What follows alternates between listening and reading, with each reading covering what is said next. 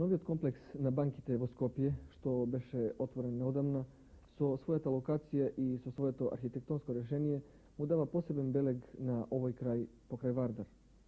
За ова дело зборува дипломираниот инженер-архитект Ѓоко Константиновски. Меѓу бројните квалитетни објекти што Скопје во последно време се здоби е и ново проектираниот банкарски комплекс составен од Службата за општествено книговодство, Народната банка и Југобанка.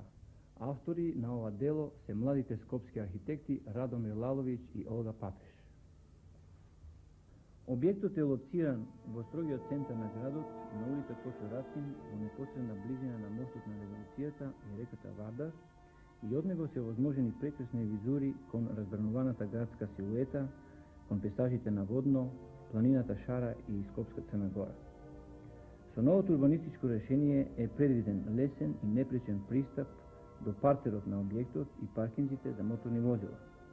Партерното решение изобилува со бројни архитектонски декоративни елементи, цветни алеи и бујно зеленило, што наскоро треба да биде реализирано.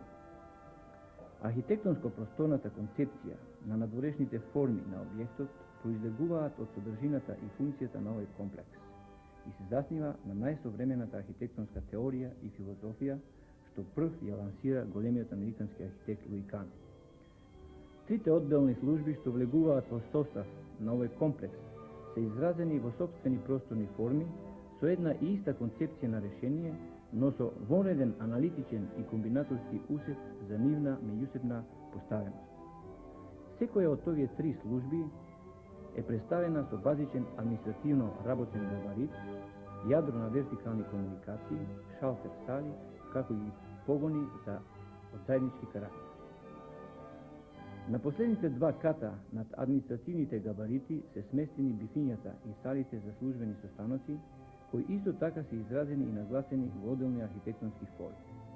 Овие сали со својата местоположба го завземаат најубавиот дел од објектот, од каде се возможени прекрасни визури кон околниот амбиент.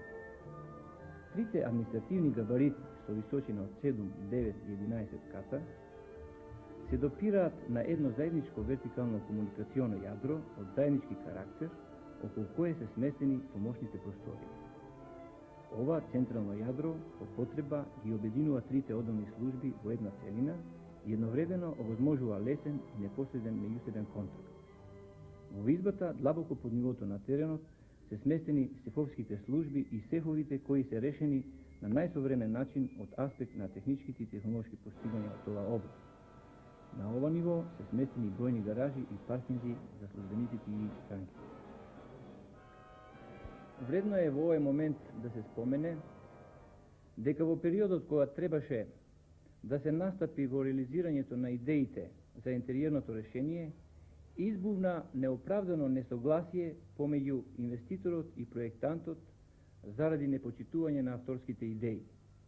Архитектот Радомир Лаловиќ со болно срце беше принуден да го напушти понатамошното реализирање на објектот заради тоталното неразбирање од страна на инвеститорот за интериерното решение, кое е всушност органски поврзано со архитектонско-просторното решение на објектот.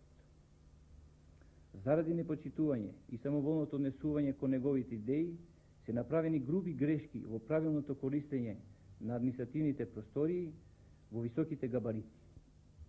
Овие работни простории, чија површина е предвидена за 100% користење на работниот простор и кои се решени во слободна квадратна основа, со периферно поставен конструктивен систем, тотално ослободена од вертикалните комуникации, што се сместени во одделен габарит, се раздробени во ситни класични канцеларии, што го намалуваат работниот ефект на службениците.